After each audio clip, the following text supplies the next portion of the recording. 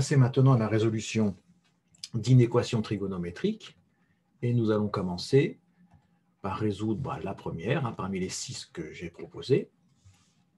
Donc bien sûr, il faut que vous fassiez les 6.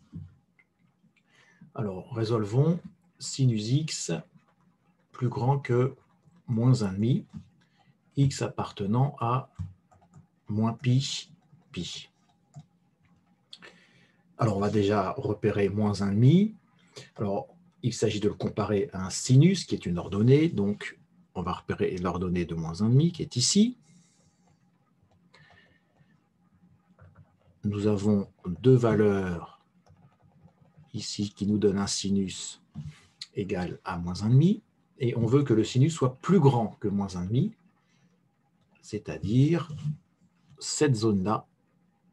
Donc, c'est toutes ces ordonnées-là que nous recherchons. Sur le cercle, qu'est-ce que ça donne sur le cercle? Eh bien, sur le cercle, ça donne cette partie de cercle qui nous intéresse et qui représenteront nos solutions. Donc, pour les trouver, on va démarrer à moins pi et on va tourner comme d'habitude. Alors, moins pi est ici. Alors là, on commence déjà dans des solutions. Donc, de moins pi à... Alors, moins pi, donc j'ai fait une graduation sur 6, bien sûr, puisque on avait un sinus, on voulait comparer le sinus à moins 1,5. Donc, moins pi, c'est pareil que moins 6 pi sur 6. Donc, ici, on aura après moins 5 pi sur 6.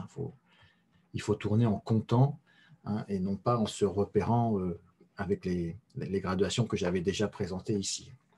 Moins pi, moins 5 pi sur 6. Donc, on écrit les solutions au fur et à mesure qu'on les trouve. Donc, de moins pi à moins 5 pi sur 6, on est déjà dans des solutions.